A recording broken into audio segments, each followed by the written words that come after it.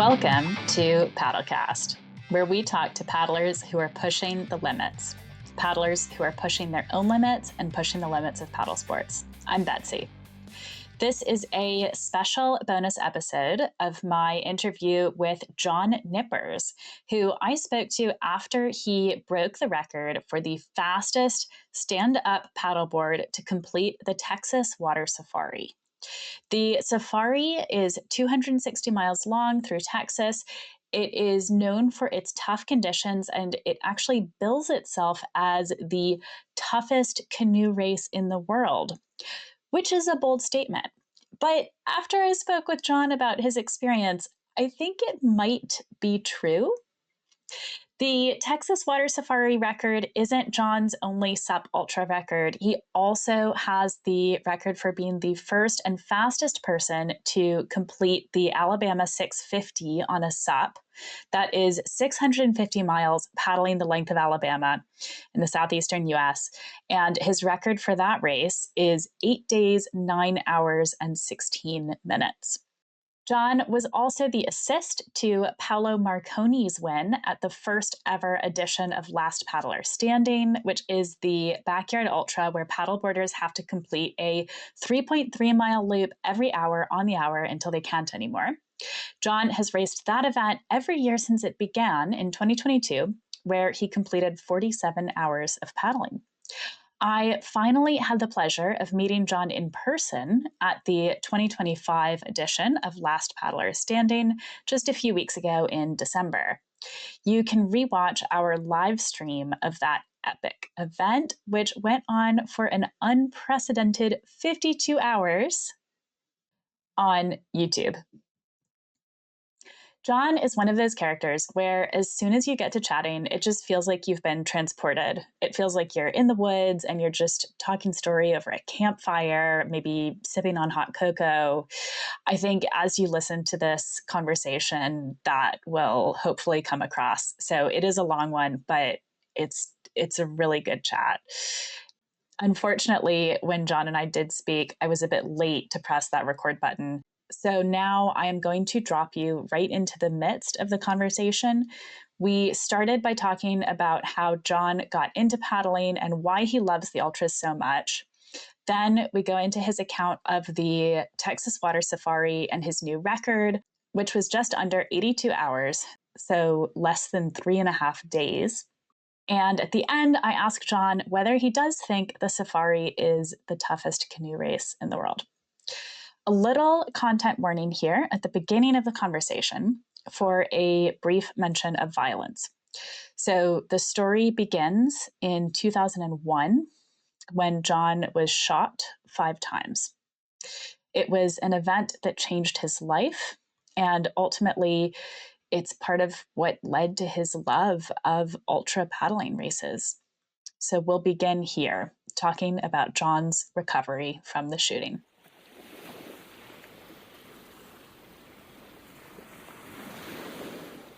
Yeah, I'm so sorry. We are officially recording now.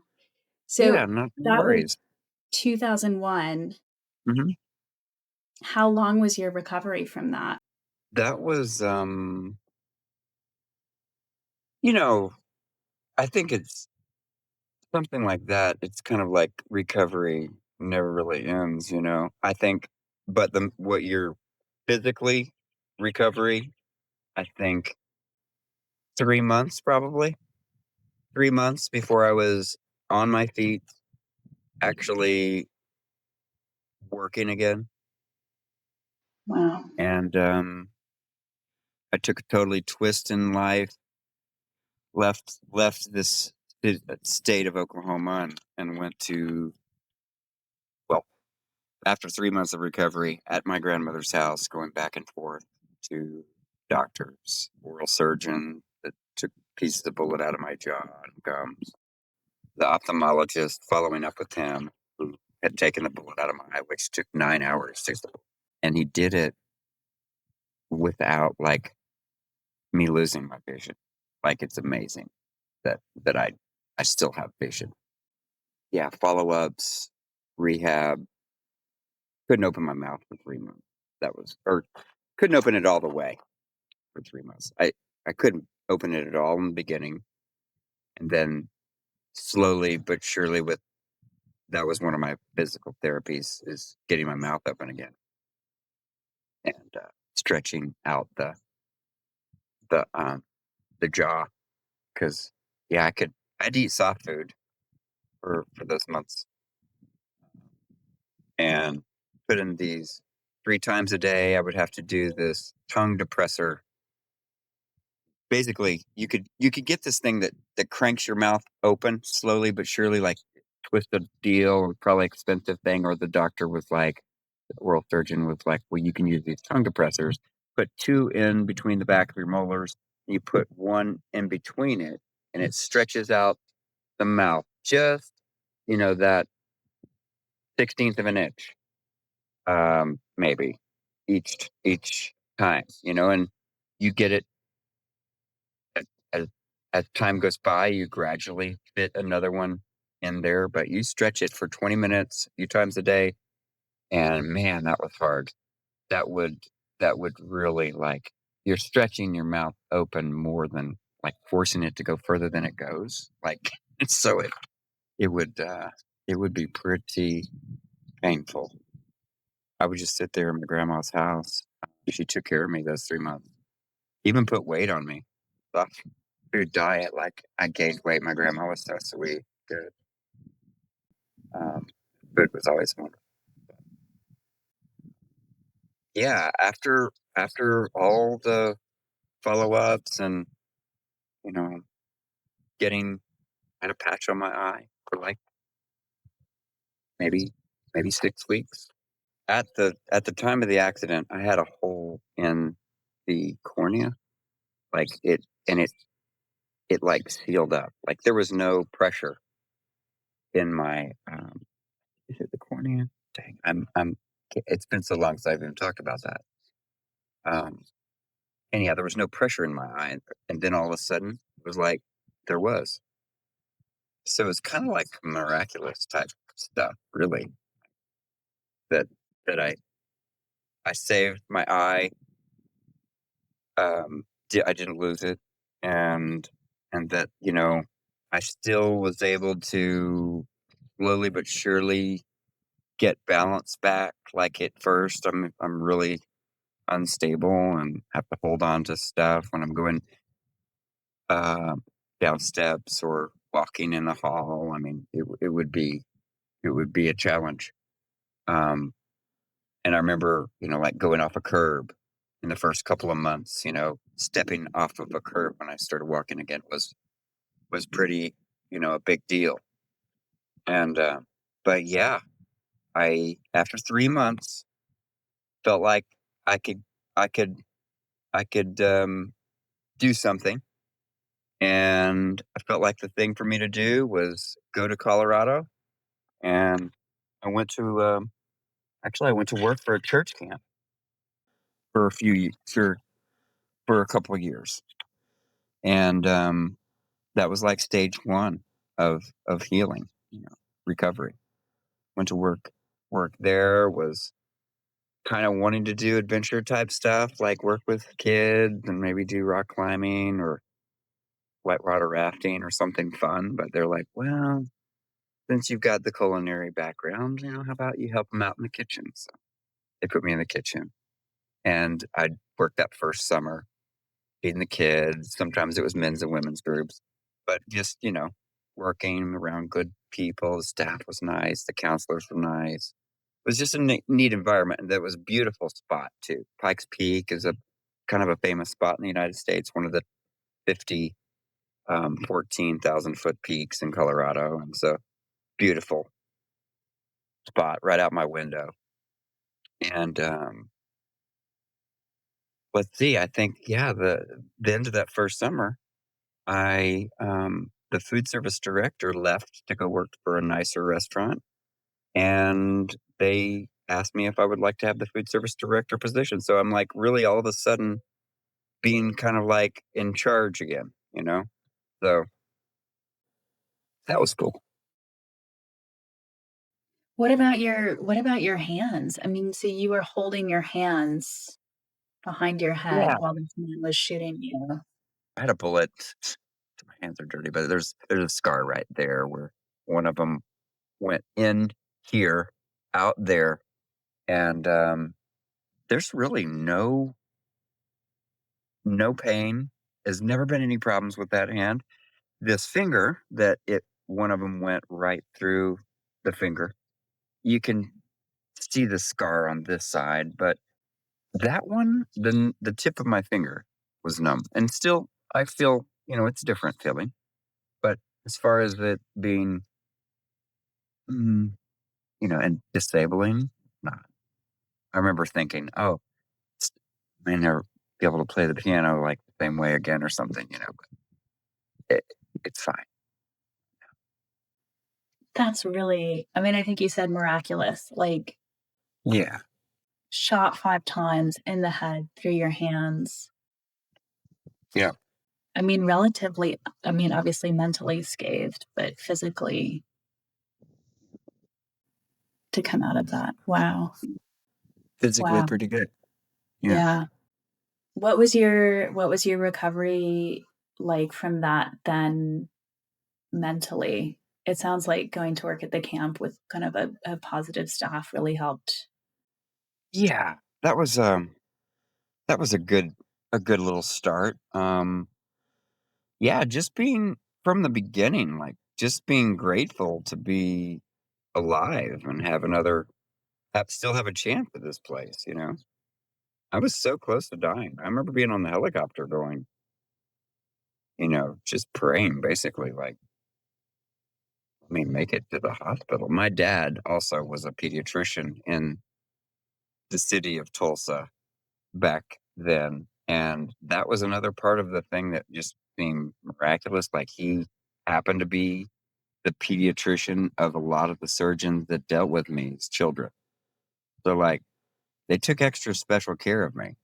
The neighbor right across the street from me was a nurse that heard the gunshots and wrapped a towel around my head. So I mean, there's all these things that were just like, whoa, this is pretty, pretty.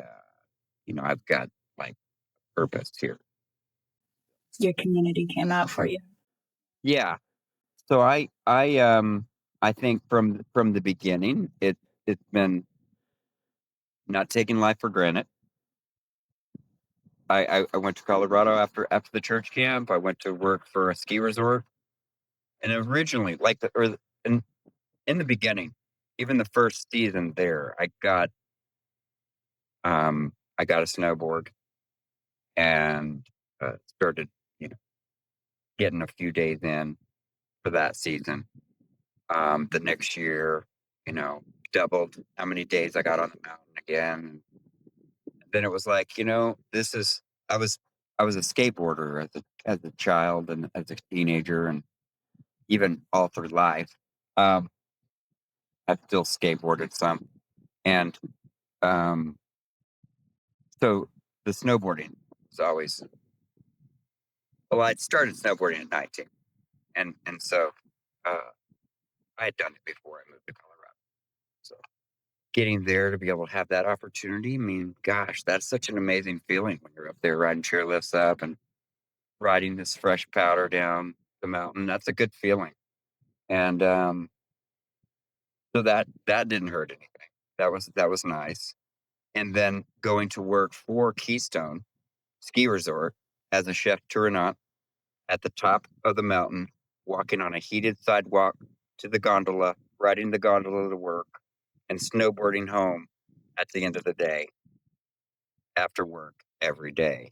And then 4 days a week, they had lights on where I could actually ride the mountain after work till 9 o'clock at night. So that was, it's like, talk about cool. That was a really beautiful chapter in my recovery and healing and not taking life for granted, really embracing what we have here. And yeah. That being said, I still, was young and had a kind of a wild little bit of a wild side too in me. And so being in that food and culinary world, there was always um, a little bit of partying and alcohol and stuff. And so there was sometimes, and then being like 29 or 30, I was 31, but being kind of one of the older guys that worked at the ski resort, most people are like 20, 21, 22. So I was hanging out with the younger people, and they're the people that are they're working for me, but they're my cooks, and so after we would get off work, we would usually have a couple of drinks and then go snowboard or ski, and so there was a couple of injuries from probably having too much fun in that first little chapter, and in that culinary world. Well, I guess let me slow down. It, that was then. And then that season's over. I did kind of hurt myself a few times. I separated my shoulder. I dislocated, well, no, separated my shoulder. Had a little bit of a concussion from hitting a jump wrong, landing, hit kind of popped my head and went out for a little bit. Um, and I think that was probably also mixing alcohol and into snowboarding that particular day. I remember a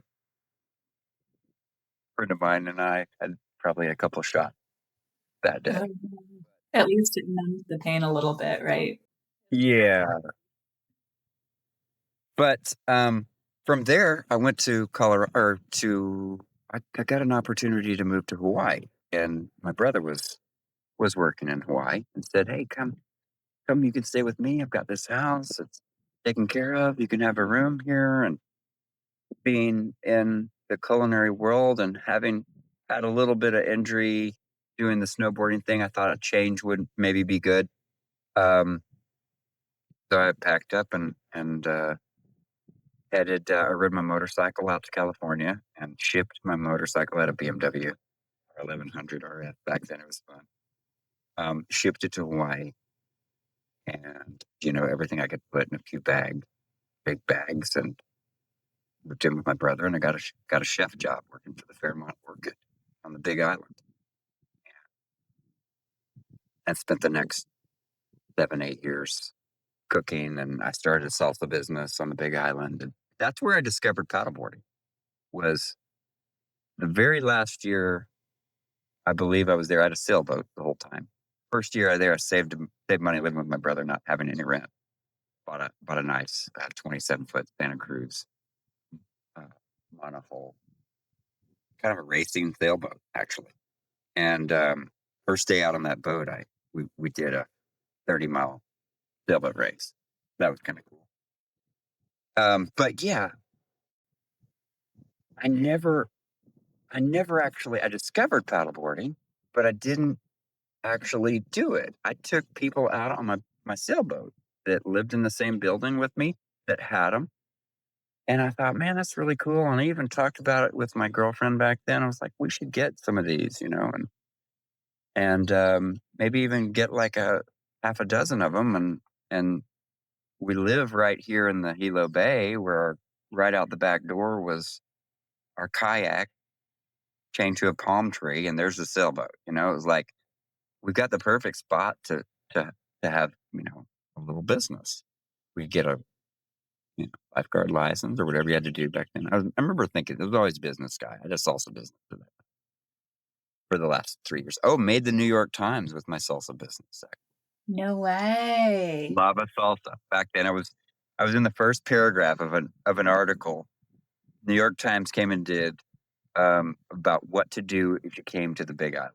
So that was something I've always bragged about a little bit. Yeah. Do you still have does the salsa brand still exist?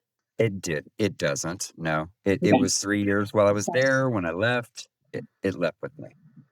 So I still make it. I still make, So Hawaii, you found, or I guess what put you over the edge to finally try stand-up paddleboarding after you've been watching everyone else do it? so it was in the seed was planted from Hawaii and stuff, but when I moved from there in about 2011, maybe 2010 or 11, I I, I eventually made my way back to where this accident took place. Not initially at first. It probably took a couple of years for me to slowly get back to here, want to even be here. And after I did, it was like, well, something I'd done back before I got shot, um, which was just for one season, was detail and wash boats. And so I kind of knew that. I liked I liked a lot of things about it because it's like you're working on a dock, you're working on the water, you're cleaning usually really nice boats and polishing and things. And well, in doing so, I guess I stumbled onto in 2015 a customer who had a couple paddleboards, and my boss was like, "Oh yeah, he wouldn't care if you used them. Go right ahead." And his son was helping me. It was like a teenager kid helping me that day. So it was kind of like encouraging me to take his kid because he knew the customer was fine with it. And so we did. We took those little paddle, a couple of it was a Boardworks and a Riviera, and we took those out, just paddled around a little bit, fell in a couple times. They were just 12.6 by around 32s or something, touring boards, 30. And but yeah, I got it. It was just really pretty cool. And back then I was skateboarding a lot still too in 2015, hitting skate parks and stuff and but getting hurt. And so this was like, wow, I can do this, fall down, not get hurt. And that's a good thing because getting older and stuff, we don't heal as quite the same. And I think a year went by where it just kind of was in my mind, and I'm thinking, am I going to buy one? Am I going to build one? What am I going to do? And I eventually found a couple paddle boards out visiting I, I guess we skipped that I have a 28-year-old son now. Um, yeah, I'm a grandpa. I've got a granddaughter named Pandora. She's 7. They live in Colorado. But um, back then, I was visiting my son in Asheville, North Carolina, where he lived then, and I'd gone into just a sporting goods, your run in the mill corporate sporting goods store here in the United States, and they had a couple of paddleboards 50% off, and so I bought one, and then they get to the counter, they're like, "Oh, we got to get the fin out of the back," and they couldn't find the fin. They knocked another 50. Seriously. So I'm getting 75% off one. I was really only going to buy one, but I was like, well, I've got a little bit more money. Why don't I get a second one? I have somebody to do it with. So I bought 2, and they were pretty cheapy, boards, but like the high density foam cores that are plastic coated, heavy. You can hit them with a sledgehammer and they don't get hurt.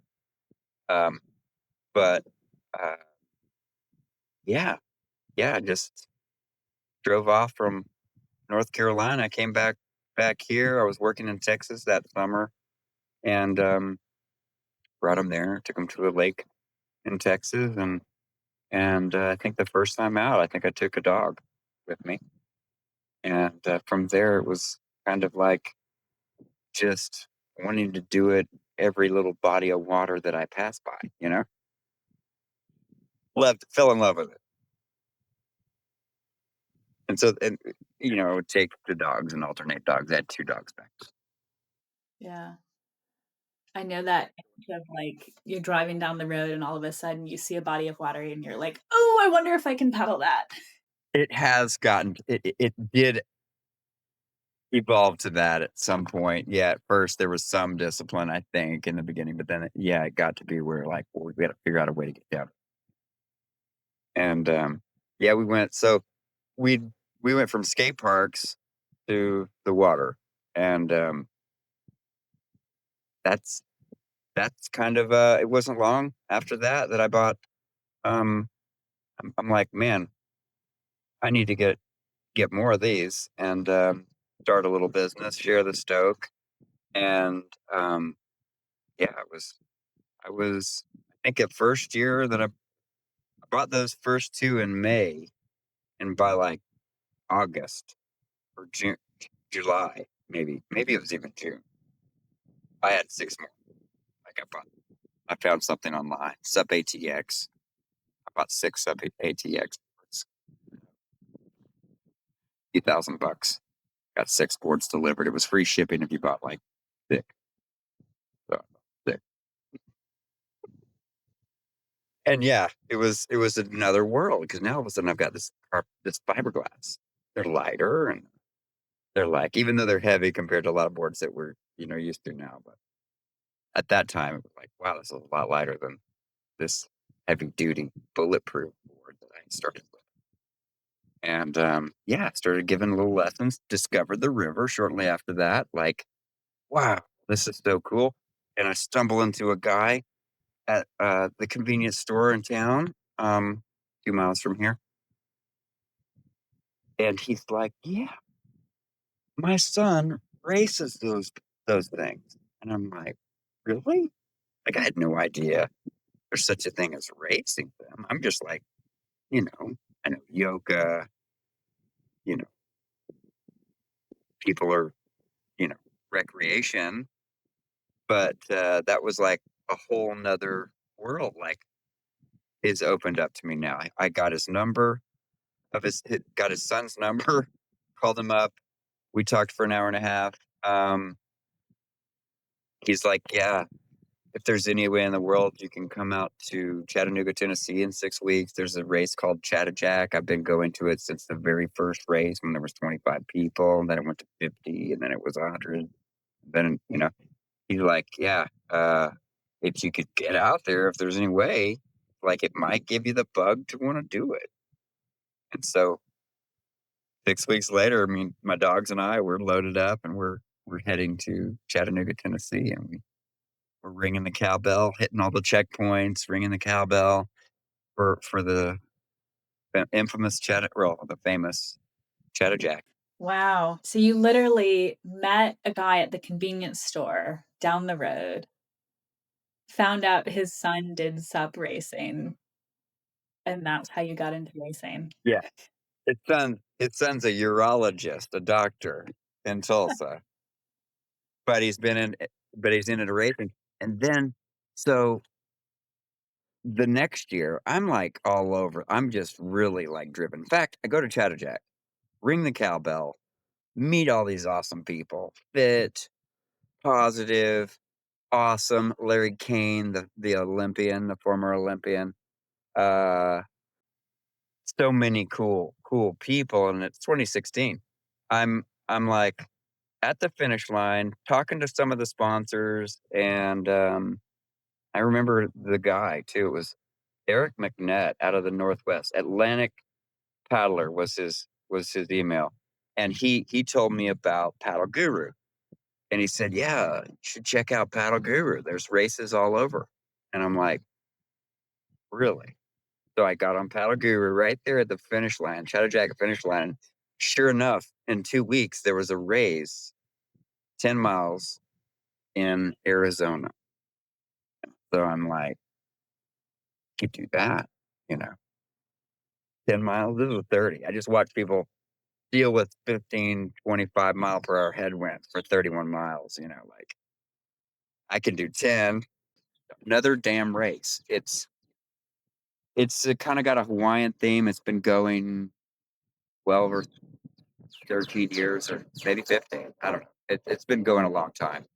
So really the first sup race that you did, because it was Chattajack, it was sort of this like ultra, it was definitely an endurance distance. Well, that was a little confusing because I actually went to Chattajack 2016, rang the cowbell, but drove out to, Arizona and did my first race was the 10.5, but the first one I actually Okay. saw was that. I just didn't Okay. do it till You didn't race I it that did year. Okay. Yeah, I didn't do it until 2018, and I drove out with the urologist friend that his dad had told me about him. We've become buddies, and he also got me into or planted some seeds on doing these long distance things. Like I just got through doing the Texas Safari, which is the world's toughest canoe race. Like it really is tough. Like that's not your typical. It's not a stand up paddle race. It's not meant for that. But he had done this 4 times in canoes. I remember this way back then when we drove to Chattajack. He'd already done it at least attempted 4 times. I think he finished 3 times. But yeah, he kind of planted that little bit of ultra seed in my brain too. But I don't think I would have gone there if I hadn't have slowly done it, going to the 50 miler. Well, first 2018, I did do Chattajack. We drove out together. At 2019, Chattajack again. Did a little bit better. I think, out of like 225 people, I think I was like 25th or something. It was still Yeah. up 10%. I mean, these guys are good. Larry Yeah. Kane, John Batson. Back then it was, I know Danny Ching did it one year. Your first time doing Chattajack as well. Yeah, even doing just Shadowjack the first time, it's overwhelming mentally. Like you think, oh my gosh, can I do this? That's a lot. That's, 6, 7, 8. Well, the cutoff's 8.5. And yeah, that's still like paddling a long, a long, a long way. 7 hours. 7 hours even was my first time on a 12.6. And then the second year, I think 2019, I did it in 5 hours and 47 minutes or something. Then I did it in 2020 with 3 dogs on an inflatable the year we had COVID. And they actually canceled the official race, but it had meant so much to me. My 3 dogs at the time and I drove out and we did it virtual in the flesh, like just like it was the original race at 8:30 when the gun would go off. Somebody else rang a air horn or something. And yeah, we did it in 6 hours. 3 dogs and me on an inflatable. It was a 17 by 26 SIC bullet, which makes a good um,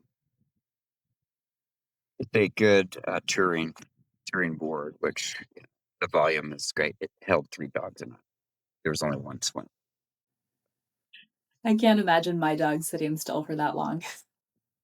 They totally jump off way sooner than 30 miles at times, but if you stay in the middle, and far enough from the shore where the dogs are barking. I remember there was like this one checkpoint where there's people and they're ringing the cowbell, people are cheering. I know there was a dog or two up there. They see these dogs, and sometimes they want to like bark or jump, stuff like that. But if I just kind of paddle a little bit further away from them, fast, paddle a little harder, that usually keeps the jumping, keeps them on. But So what was the first, like, ultra that you did after you had obviously caught the Chattajack bug at this point? well, that's a good question. So it was this gradual thing. It went from the 10 mile to then the Chattajack and then the 50 mile in Missouri. And then I did a 62 mile in Texas called the Texas Winter 100. That's Wes Hansen, who's one of the famous guys in Texas that does he's the director for that race, the Texas Winter 100. 62 miles, 100 kilometers.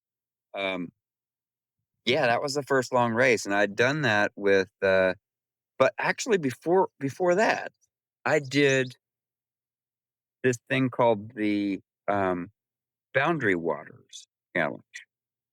It was 40 lakes on the Canada border in Minnesota, like all the way to from International Falls to the Grand Portage, with Scott Baste, legendary Scott Baste out of Florida that had paddled the Florida Keys and made lots of videos on it. He's paddled everything like the MR340. He attempted the 650, didn't finish it.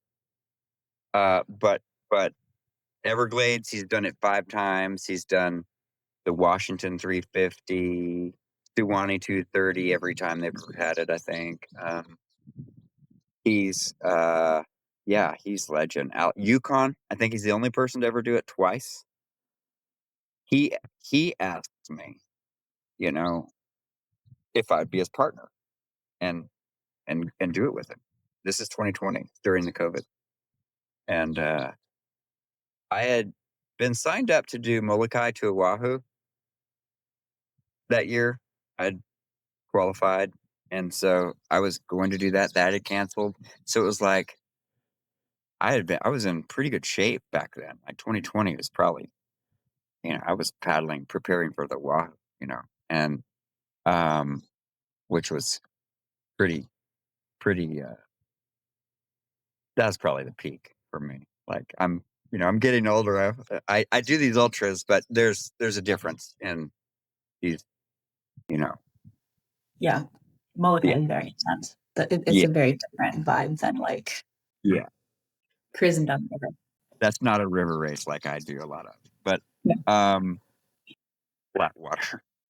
No, so that had canceled, and I mean, I still didn't feel like I was up for 220, 240 miles, which he's like, yeah, it's 240 miles, but you paddle with those dogs, you can do this, And I just said, well, man, I need sleep, I made a couple of I told him I'd do it, but we would have to sleep a little, I couldn't just paddle a Chattajack every day for 8 days, without sleeping. A little, decent.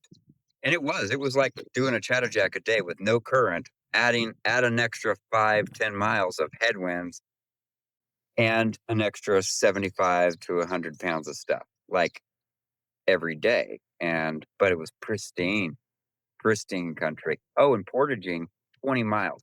So carrying our paddle boards, these heavy backpacks from one lake to the next lake, in between every lake, 40 times. So that was a big deal. Paddling only 220 miles, but hiking with your paddleboard and all that gear, all your food, all your tent, sleeping bag, everything for 20 more miles. And the last day, a 9-mile uphill hike out of the woods, through the woods to the finish. Like, that was hard. 9 miles uphill 9-mile hike. hiking. Sometimes with drop-offs, you're carrying this big heavy pack and a board, and sometimes there were drop-offs and you're walking on skinny things like this, going, if I fall, I'm in trouble. I mean, you'd maybe 10-foot drops and stuff. But bears, I think we had bear spray. Definitely, we had the bear nets, because he was a Yukon paddler. He knew about all that stuff, and man, that was the best thing that could have ever happened to me in my whole life. Like, that's before the Texas Winter 100. Paddling with him for 8 days, him teaching me all about, which my Garmin's charging right now. It's never charging and not on my hand, but I've got the Phoenix 7, lasts for days, like 9. It lasted almost the whole Alabama 650. But he taught me how to use it, and how to upload maps, how to make maps. He helped me. He's still like better with the computer and making maps and stuff. Way like 20 times better than me. And so he helped me make a map for the Texas Water Safari, because there's some stuff in that's like you get lost. People get lost for 20 hours in these spindly little labyrinths of river. Wow. So yeah, so tell me, I'm dying to hear all about your Texas water safari race. New course record. And this was your first time doing the Texas water safari, right? It was. It was. And I never scouted that course. Like, it's very clicky. Mostly it's Texans. I mean, and they practice, they race it, they know what they're doing, and the rules are strict. Like, you got to carry everything you're going to ever need. You can't get help from somebody on the outside. You're not even supposed to have help from another boat.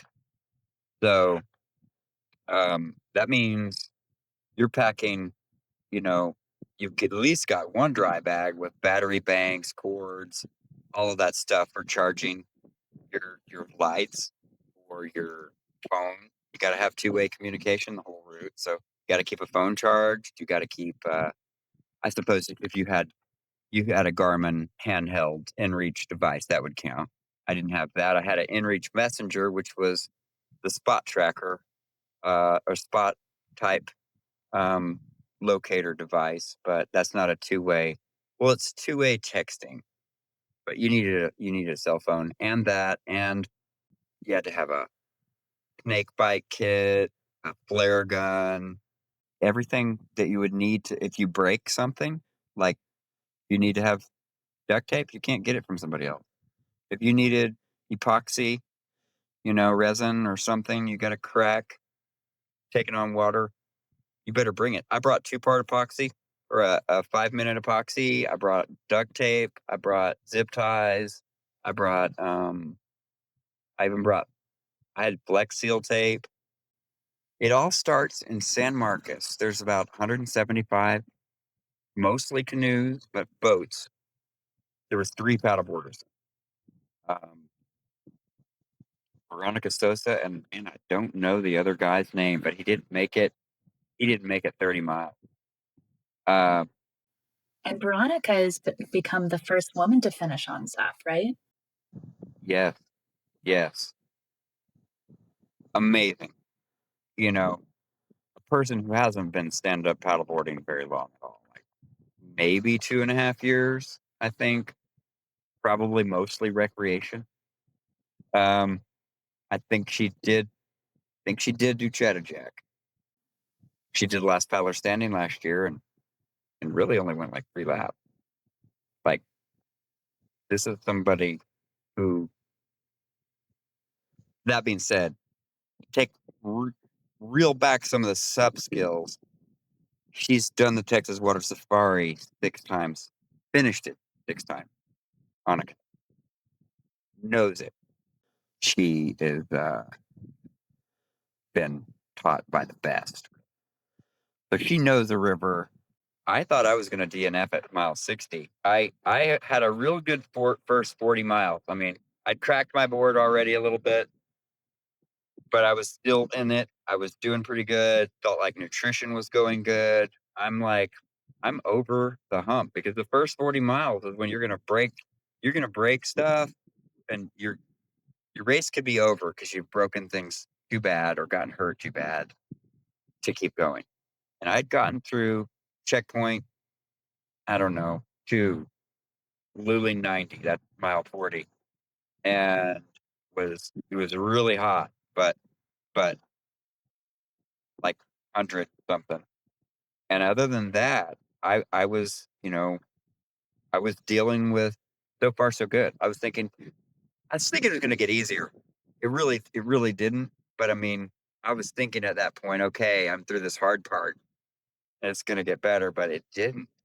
And it just got real bony, like shallow water, and you're dragging. And I was riding my speedboard. That's the board right there. Overlook this. This is the old platform. But yeah, that's the speedboard enduro. Yeah, I'm riding the speedboard, and I don't have that's a Larry Allison fin right now, but I had a cheapy, rubbery 5.5-inch fin that swooped way back. And I'd definitely been advised, try not to go less than 5.5, even though the Texas people were like, you're going to ride with that? Like, you're going you're gonna do it with a fin on? People really had me thinking I wasn't gonna make it, like, at the check-in the day before, people were like, "That thing doesn't do the." Yeah, because it's like sometimes 3 inches of water and Yeah. 2 inches, and, people are dragging canoes, and with that speedboard, I figured out at some point, if I just leaned it over to where it was almost on taking on water, the dugout, and just rode it like that on the rail, I could get that fin. Canoes could be dragging sometimes, or I'm hearing them grind in front of me, and I'm doing that, and I'm just barely grinding. Like, I'm not, which had it been down, I'd be walking the board. And there was times you had to walk it. I probably got launched 100 times, like literally hit stuff, rocks, tree, limbs, stumps. There was a lot of falling down in that race. And you're doing that. You've got the board like almost sideways with all of your gear on it too, right? So you're like Yeah. balancing it sideways, trying to paddle along so the fin isn't scraping, and you have all of that gear. Yeah, the gear is all there. Yeah. I've got I've got gear. I've got I've got a bag. It's kind of like, well, the cockpit allows somewhat of I had ties to a bag. I'll definitely do it better next time. But I had my gear bag, my main gear bag. I had a Yeti bag that was in the front of the dugout that had electronic stuff in it. That was just definitely that was my dry bag, kind of like this big. That was a good thing. It didn't ever come out. Now the other bag, it was tied in, but man, throughout the race, things are breaking. Your tie downs are breaking off. Like, I lost my GoPro within 3 miles. Like, I lost I lost my cell phone. It was on a lanyard. It got stuck. It still got lost. My spot tracker. This was way down the river towards like mile 230 to 225 in the middle of the night in Alligator City. I lose my tracker and my light. I hit a stump, launching off the front, launching forward. I mean, my board's just completely stopped. This is also after we just had a 1 hour delay because complete logs blocking the water. You had to hike us, go through bacteria looking crazy muddy action, and then to the edge of the embankment where you had to put, you had to get the board up this port. It had to be 12 foot tall, at least, maybe 14, 15, propped up and then wedged up into the woods. And then you've got to figure out how you're going to climb up there using your paddle as like I mean, it was a tool. I don't know if you saw my paddle on any of the pictures, but it's got like, it looks like there's a bite taken out of it.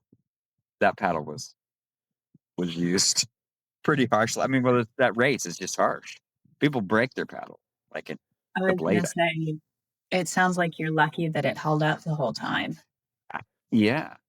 Yeah, it's no longer an 88. It was a UV 88. Now it's probably like a UV 86.5.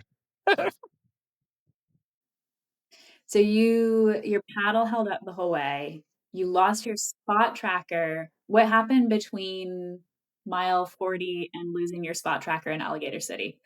Okay, yeah, let's back up there. You're right. That was a really, really trying period. The next after 40, I was about fine till close to 50, and all of a sudden my stomach, never has this ever happened. My stomach just started feeling weird. When I would take a drink, it would be like, I mean, I've had a little bit of stomach feeling, like had a little too much acid in the last paddler standing last year, too much pineapple, and that was messing me up, and I just backed off things, and everything neutralized. But something went too far, and I was by mile 50 throwing up everything I'd eaten all day. Like everything, every bar. I couldn't believe how much stuff was coming out. Like I really felt like that was more than I've thrown up in my life. It seemed like at least the last decade. and and so I lost all my food, all my hydration, electrolytes. I'm pretty much in Texas in this crazy heat. Sun's going almost down by then, but I'm about 10 miles before the next checkpoint, and I'm scared to drink what I've got because I'm thinking there's something wrong with stuff I'm drinking. Like it must be this drink. And it was the only thing at that point that I could think I could have possibly made a mistake with because I make all this stuff. I thought, did those cherries that I use, maybe had you know, they were in the freezer and thawed out and they froze them again. I think it was 2 times I thawed them and froze them. It was just something, and I don't think it wasn't that. But at the time, I'm thinking that's what it was. Uh, and I use cherries because they've got anti-inflammatory. But anyhow, I'm completely just gassed and just used up. Plus, it's long. 50 miles of the Texas water safari is really 50 hard miles. We're talking it was 10, it was 12 hours already. Like that's how slow it goes because you're portaging and carrying around stuff and on and off, in and out of the falling. Um, and it's just uh not real fast in the beginning, congested. And so uh I I limp it into the next checkpoint just barely by bumming stuff off of another paddler, like asking because I really am sick, and people ask you as they're passing you, "Hey," because I'm a only stand up paddler out there, right in the front.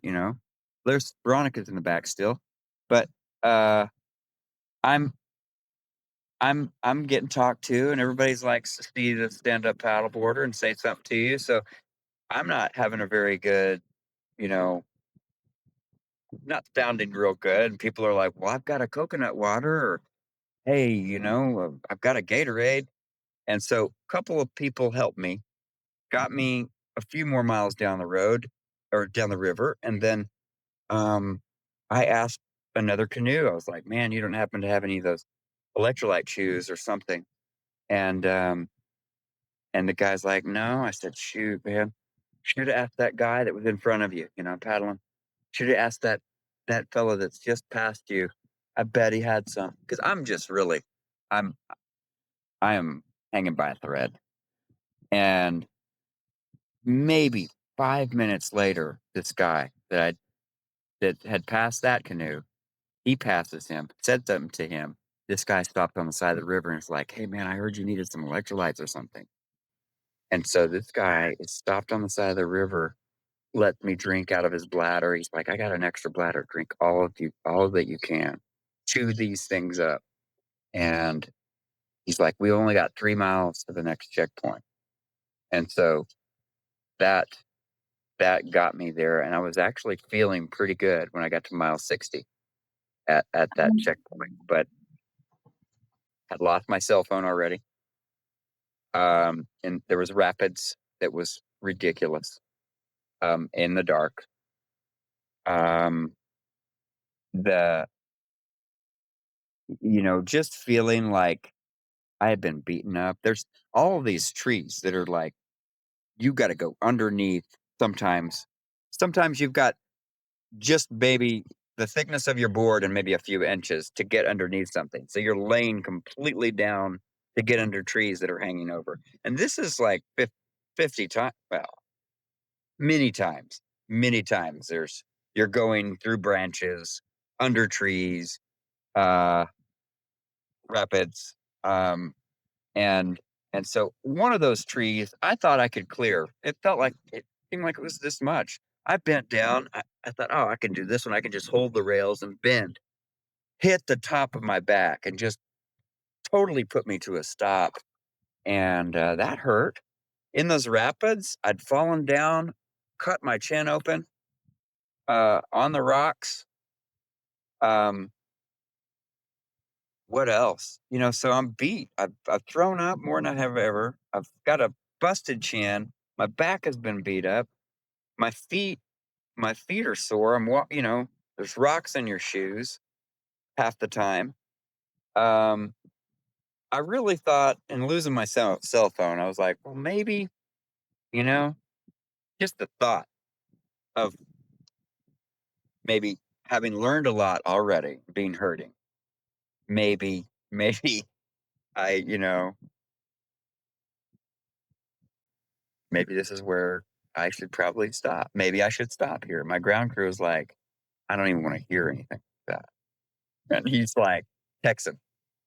And I didn't say anything else ever again about that. But I laid on the side of the river. This is about midnight by that point. Been paddling 15 hours or something. And I just said, let me try to take, just because my stomach is a little messed up. I ate a barbecue sandwich though, and that helped, and had a Mountain Dew.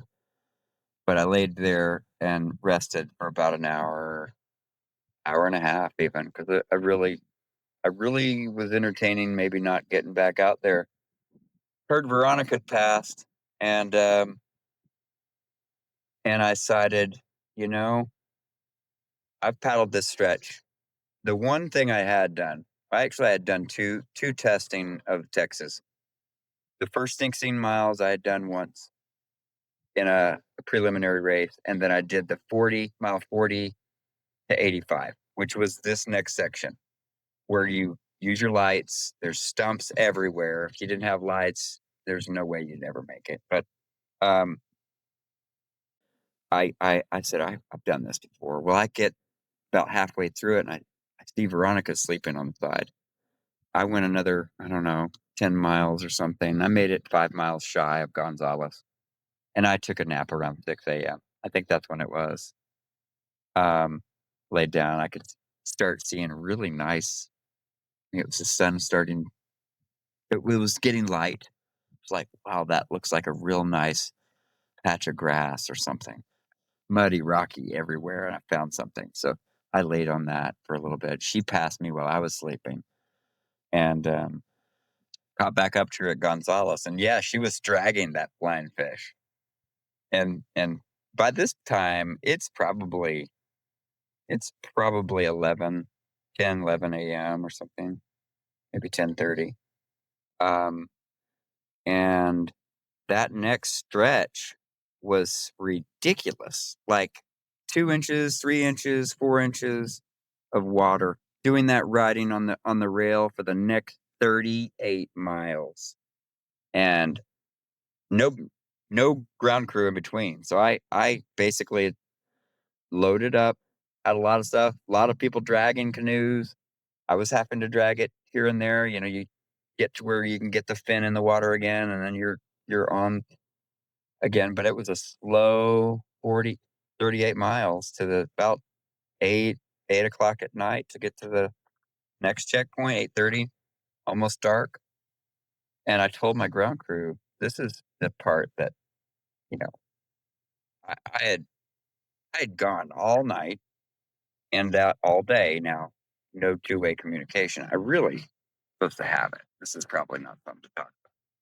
Kind of was breaking rules paddling without a cell phone at that point. And I said to my ground crew, I'm like, man, I think you got to get a hold of somebody, my mom, and get with Verizon, get me another phone, because it's kind of dangerous. I had a way I could text, and I could Yeah. send out an SOS. Yeah. Having a cell phone is good too. And so the next morning when I did see him, he had a cell phone. But did the same thing again. I got that next checkpoint, and we're starting to get closer into, it's not alligator yet, but it's getting towards that second half of the race is when there's more gators, more snakes and stuff. And sort of the last quarter, third is when, you're hearing them like plopping in the water and stuff. I didn't see them ever, but like, that they're there. Apparently nobody's ever been hurt by one either. So it's like, it is just something that's scary, but it's like, they don't really mess with you. But fast forwarding up to where things got interesting for me was getting right past Victoria, which was like mile 200. And that's when they're like, yeah, you don't want to just sleep and stuff anywhere at that point. Like before Victoria, you're good. After Victoria, you know, you got to be real careful. And And that because of the alligators. yeah, that's just what they say. They snakes and alligators. At this point, I'm on night. This is going into my third night that I'm in this section. It took me 82 hours to finish the 265. 8150 or something. But mile 218. Well, between Victoria and mile 218, which was where my first experience of a log jam is, it was just so much of this at night. And, your light is so critical because there's stuff and the trees are all hanging out over the water. And it's just like, it's kind of spooky. I've never seen also hallucinations like that. Because at that point, I've only slept like 2.5 hours and this is the third night, so I haven't even slept 3 hours in 70 hours. And, or maybe it's 60 something, but, I'm really just like overwhelmed by the way everything looks at night at this point. It's pretty cool though, actually. I mean, to go back to it, that was a fun little moment that it's kind of like just trippy. Um, and then a boat comes up to me, a 3-man boat, and it's like, wow. Um, we paddled this stretch almost all of it together, and I was talked a lot. That that helps. But we pull up to the log jam together, and it is nobody had seen it. They'd done recon. They were Texans, and this was new to them. Like, this is big logs blocking the whole Guadalupe River, and where I talked about the mud that I had to go through and up that embankment. This whole thing takes 45 minutes to an hour at least. Just takes 20 minutes just figure it out. Like, figure out what you're going to do on no sleep. Your feet are messed up by this point. My feet were raw. I'd already had to modify my shoes where they'd stop chafing my feet so bad. Like, I already cut portions of the shoes out because there's no skin left on the tops of my feet, like on this left foot, and the right foot was getting there. So I'm going through the mud with these hurting feet, open wounds, basically, and this bacteria stuff. You're not even really, well, I'm thinking this is probably not good, but you can't, it's the only way to get through it. So I get it. I'm like practically losing my shoes and all this mud. I think one of them came off and I got it back on. But it's a muddy mess. Your whole board is getting trashed. You're trashed. Mud's all over you. And you get through it. I got all the way to where I get my board, and this is up this thing through the woods, and you're following like broken limbs. Okay, maybe you got to go through this, like narrow spots through the woods that you're carrying your board through, and big boats are even doing it, but they're breaking little limbs, and you can see some tracks, and it was probably 100 yards through the woods carrying stuff. all your gear, and then it's down another 20-foot long, like, deep slide down to where you can maybe get into the water again. And I heard somebody say they had to flush some gators to get him back in, but I didn't see anything.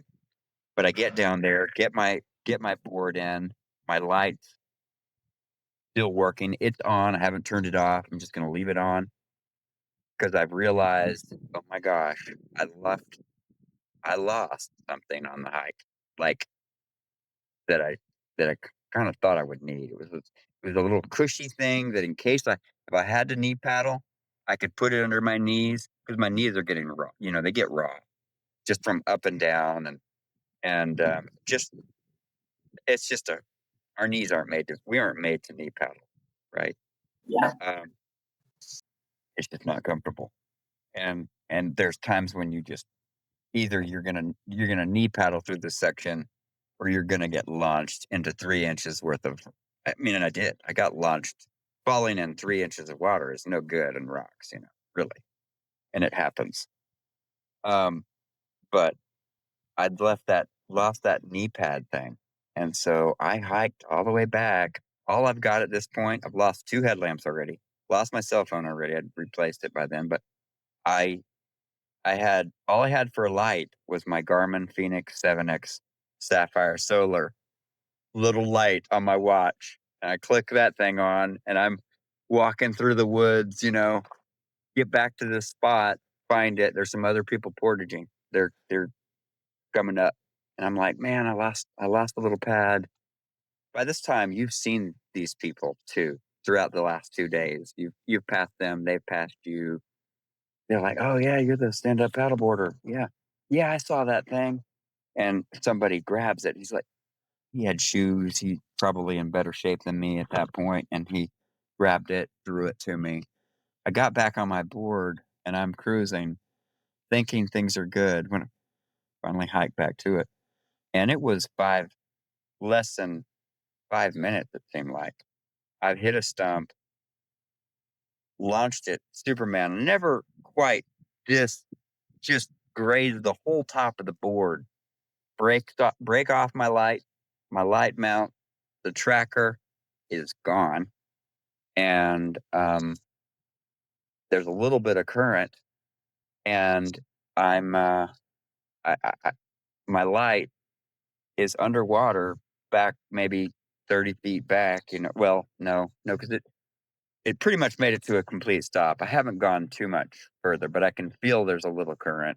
It's about 4 feet of water, sandy bottom, and I basically I get back, walk it back up the current, holding my board, and get to the glowing thing that's my light underwater. Not even really thinking about this is that alligator spot, in that moment. But I had to, swim underwater, open my eyes, and this buddy stuff to find it. Like, because you just have to. You got to get your light back. How deep was the water there? 4.5, 5, Yeah. 4.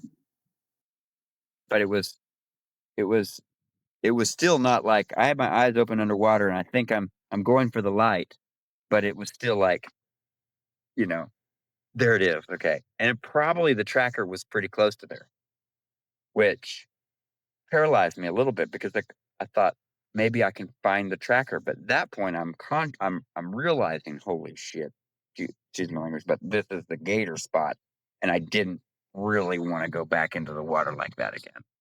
Yeah. So thought about it, called my ground crew with my cell phone, told them what happened. I'm hanging on to the edge because there's current. I thought if I'm going to should I try to find that tracker, or should I just keep going? So I'm holding on to a stick or something to keep myself from going downstream. And eventually, I think I was kind of paralyzed, delirious, not knowing what to do for about a few minutes. It seemed like 30, but it was probably only like 5.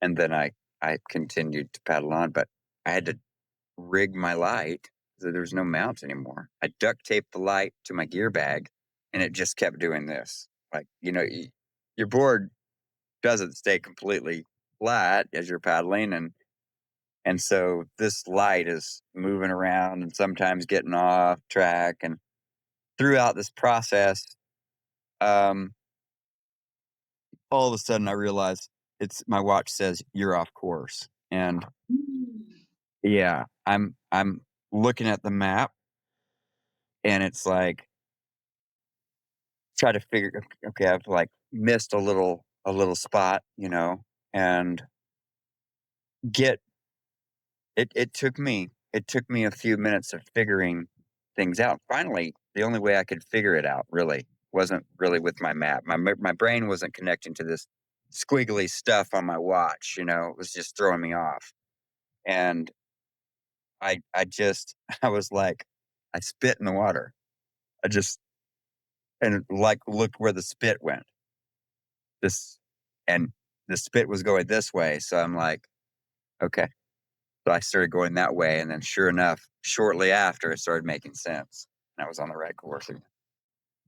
But Oh my God. it's it's trippy. Yeah, it's kind of crazy in that moment. No, I remember getting to that next checkpoint, thinking that was the most emotional I felt. Like, really, this is getting pretty hard, and and a little scary. And I remember also knowing how many cracks I had cracked my board quite a bit at that point, and so I knew there was water inside it. It's a hollow core. I got a hole in my board, drained the water, uh, taped it, and then taped as many. Proceeded to tape other cracks that I would run into. But yeah, that was the other thing. When you know you're already pushing the envelope and you're exhausted, and this is hard. You're It just was harder than you ever thought it. Well, I knew it was gonna be hard, but I didn't realize it was gonna be this hard, like, and you'd be this beat up, and there was so much more than just paddling already that I'd gone through, and, topping it off with your board's an extra 10 pounds, because 'cause it's got water inside it was like almost, that's we're teetering on overload. So I got the water out, drain it. I feel better. Just even if it wasn't 10 pounds and it was only 5, I feel better about the whole situation because I've done that finally now. I'm paddling for these 150 last miles with water in my board, and that's hard on you emotionally, knowing that you wanted to drill that hole in. So, uh, yeah, the next, that must be like mile 225, something like that, 230. Somewhere in there, and there's really only one more checkpoint right before the ocean, and so the worst is kinda over unless the ocean is really, really bad. Well, no, I shouldn't say that. No, there's one more crazy section, and that's the spot that people get lost for 20 hours at. So, yeah, you keep thinking it's gonna get easier, and it doesn't, and I get another log jam where there's, I knew it was gonna happen. I knew that there was this alternative route that I'd studied, and Scott had helped me program to my watch, so I thought I was gonna have this, it would be easy. Well, I get to it, and it's not, like, really showing up that this is the entrance, and so I'm like, "Man, nobody's around." Thinking, "Shoot, I've seen this on maps," and I thought, "There's this railroad that crossed over the bridge or crossed over the river 4 miles back, probably," and I thought that the cut was supposed to be closer to that railroad. And I started paddling back, and this canoe, like, going backwards, and this canoe, I run into him, he's like, "No, no, no, cooler cut, you're up it's the other way, it's close to the logjam." And so, they have names for these little routes. Like the name of this is Cooler Cut, and it goes over, and it's supposed to fork into this other one called Cowboy Cut, and then there's this right, left, right, and it's you've got to do it right and stuff. Or what I learned from it, follow the water. I should probably not tell everybody that secret, but that if you do kind of follow the water, that also will work. And at least that's what I found to work. But um, yeah, so I go through that. That's called the cuts, the log jam cuts. And it eventually goes back to the river again. And then you've got to stretch a river and another 15 miles or so to where it goes to the ocean. And then that last 7 miles. And it just so happened to be the worst time when I got there.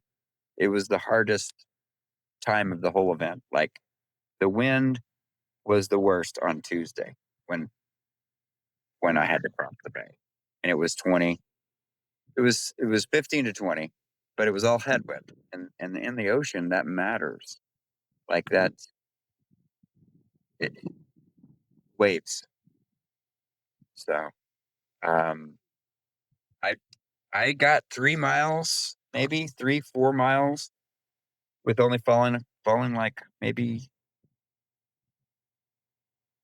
twice, maybe once, maybe twice. And then it was like fall, fall, like I can get very far and fall again. The last few miles I had to do it on my knees. Upwind and just just tough it out. Basically, it really is kind of you're worn out at that point, that last section. And you you're only really like I'm going by my watch and thinking going the right way, but it's not super easy.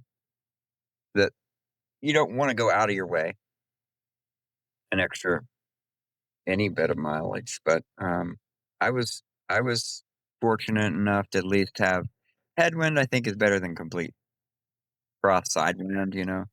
Yeah, on that open It- section. yeah, yeah. Especially in that board, I was able to. It's long enough. It's 19 foot, so it was actually handling the waves pretty good. But I just couldn't stand any longer. Like I would get up and I would stand, and then when I would fall in, it would be so hard to remount. That was the thing that was killing me was the remount. I knew I didn't have that many remounts left in me or any. You get to that point where you're just like it it takes everything you've got to get back in it when you fall because the waves. So that was a safari. And Wow. I get to the finish line though, and it's so cool that John Boogie, that 40-time finisher, who was also Veronica Sosa's ground crew for Last Paddler Standing. He was there for that last year. Um, he's there at the finish line, helps me take off my life jacket, shaking my hand, hugging me. Yeah, they hand me my patch. They're doing a live stream. All of that was on the live stream. People seeing John Boogie, like the people that know Texas Water Safari. That's a big deal. John Boogie shaking my hand down there, like kind of, yeah, Wow. embracing, telling me, Yeah. John, he's like shaking my hand, looking me in the eye as he's talking to me, and he's shaking my hand. He's like 65 years old, or 70, and he's like, John, you have surprised the hell out of me. He said, or impressed, or something. I think that he's like, John, I gave you a 20% chance of finishing this race. You know, he said, he said, you came down here and you didn't study this course and you just came down here and you did it. And he's like, seriously, I gave you only a 20% chance of finishing it.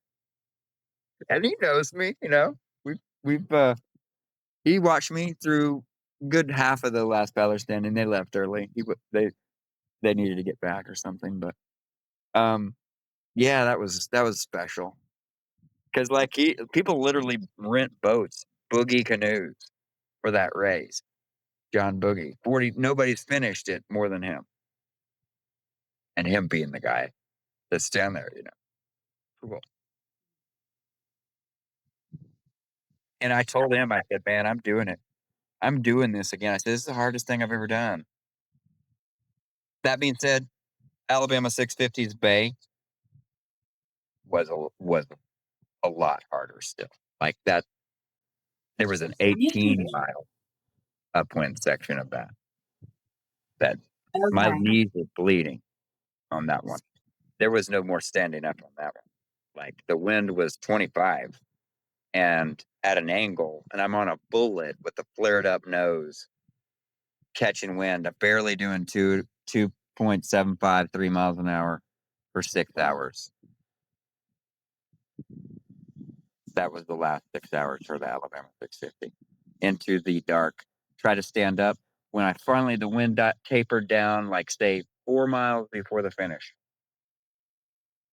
It's cold. My legs are. I mean, I'm wet. I'm feeling cold. My knees are just completely shot. Like I don't know how. Maybe if you've been on your knees a long time, sometimes standing up is real hard. It was like almost impossible, but I thought my knees can't handle being sitting on my knees anymore. It's only 10, 15 miles an hour wind now. I can stand in this.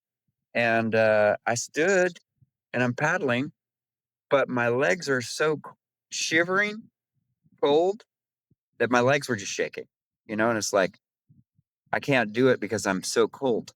My legs are, when the wind was hitting my legs, my wet pants, um, that was too much for me. So I ended up, even though it would have been felt better to have stood, I couldn't without shaking, and I thought that I would get hypothermic or something. So I went back down to my knees. Those last 3 miles felt like eternity in the dark going into the Alabama. But that was an amazing thing to know, to finish that thing. Basically 9 days straight paddling, 21 hours a day, So you only slept 3 hours a night. average. Yeah. The first day, hour. Second day, hour and a half. Third day, 2.5. I tapered. I slowly got more and more sleep as we got closer. Once I got to day 5, um, I don't know if my opponent or Brad Greason, but he must have had some change in his head to it not being a race anymore, as to just being, I'm going to try to finish, Yeah. because I got ahead of him like 40 miles. And, he's no slouch. He's got the course record for the Yukon 1000.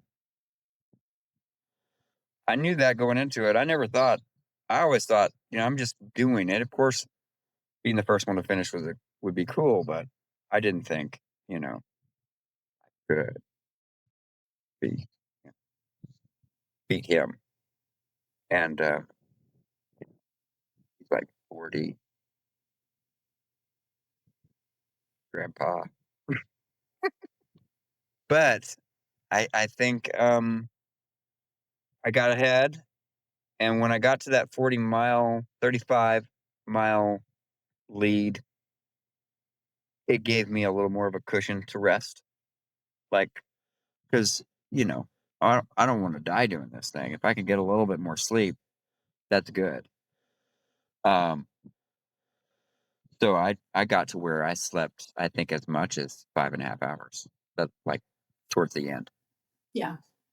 Yeah. But if you averaged Mm. it, I think we'd be looking at like three, Yeah. 3.5. And then how much sleep did you get? You barely got any sleep during the Texas water safari, right? Just a few hours?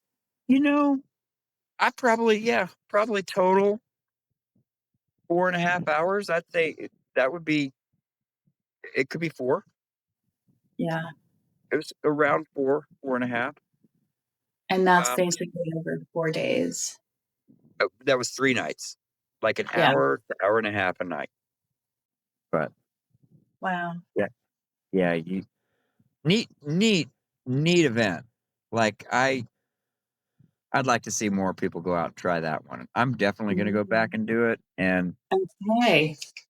yeah, yeah, it even though it's hard, even though there's some danger, it's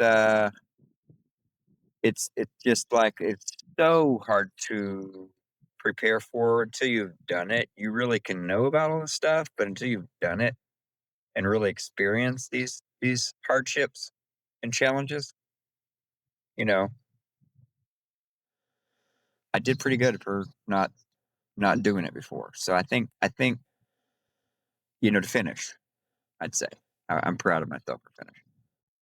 Wow. That's amazing. And would you say I mean, the Texas Water Safari bills itself as the hardest race. Is that your I mean, so I MR would say 340, last paddler standing, Alabama 650. I'd say most people would that have done both Alabama, Yukon. I've never done the Yukon, but uh, people that have done the Alabama and the Texas, more than one person has said the Texas is harder. But that's we don't have too many stand-up paddleboarders that can talk about it, and nobody else has done both stand-up paddleboard. So, like, What you're saying is we need more people to go out and do both, and then we can have well, a community yeah, consensus. yeah. But I tell you what, Veronica Sosa, she has proved a lot. You know, Yeah. she what you know toughness. She's tough. She is really that is it. That's the word for that race is tough. It's tough. It is a hard beat you up type deal. Like you have to kind of take some punches. Yeah. The Alabama, it's just goes and goes and goes, and it's like eternity. Like you know, but it's still not getting beaten up the same way. Like you aren't getting tossed around and almost dying. And going and hiking through the mud and losing all your stuff and getting knocked off your board with a tree. Eh, going under bridge. Like you got to lay down and go under different bridges, and there's rapids that true. We have rapids in the Alabama, but I mean it's a 9-mile section, 9 mile. That's really a breath of fresh air. You know, the breath of fresh air of rapids. Really, it's like wow, this is cool because it's different. And it's easy. It's not that crazy. Yeah. There's no monotony in the Texas water safari, is No, there? You never get no, bored. no. Like you can talk about there's rapids, but it's like yeah, but it's like the kind that you go and you pay, somebody to float down or something. That's kind of fun, really. But it's weird that it would have that even. I guess it's just this massive must be a little release and elevation change all in the same deal. But there was what's hard about the Alabama and makes it so hard is that you're working so hard at you're having to paddle to get anywhere. Like there's no current like the MR340 that kind of helps you along. I mean, when you've gone only 6 miles in the beginning of the Alabama 650, and you got to go 100 times more than this, like you got to do this another 100 times. You've already really had even the first 6 miles is pretty hard. Actually, back up to the Alabama. It it is very hard because of that. That first day and second day is a tough couple days. But then you get past those lakes with all the chop and all the road traffic, and it starts becoming a little bit more remote lake, river. No flow though. Unless there's a lot of rain, there's really just this is a would be a river, but that has current, but hasn't rained, so it, it wasn't it wasn't a lot of help, which psychologically is tough because 30 miles feels like 50, you know? Yeah, that's true. All right, if you had to give your, like, top 3 reasons pitch why a SUP racer should do Texas Water Safari.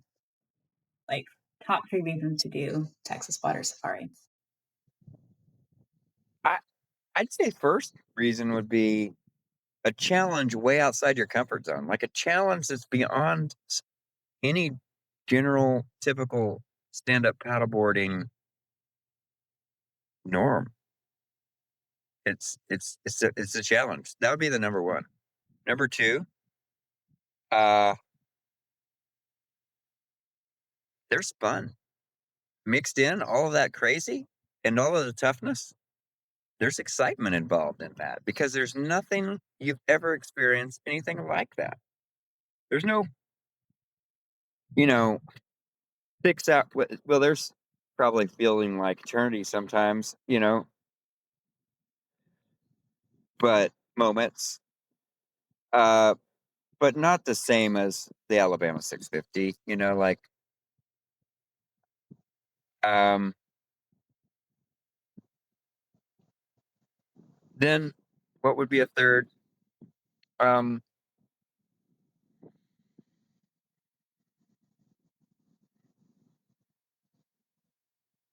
I mean, you be in this elite group of small group of people. This is a race that's been going for 60 years, and you could say only 10, less than 10 people have finished it. I mean, right now there's 5 solo people that have finished it. Yeah. Thank you so much, John, for all of your time today. It's been great talking story, and I think you might have tempted a few more stand-up paddleboarders to consider Texas Water Safari.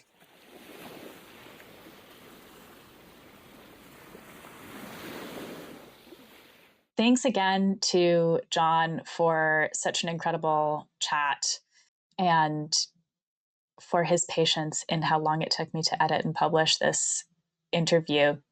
And apologies as well for some of the audio quality issues that you had here. I have since upgraded my equipment pretty significantly. Billy and I have been busy planning the next season of Paddlecast for you in 2026. We are talking about which races we want to cover and how frequently we want to put out episodes and what we think you, our audience, wants to hear from us. So thanks for listening. Leave a comment, send us your feedback, and we will take that into account as we plan our next season. We'll be back in your feeds again soon. Until then, see you on the water.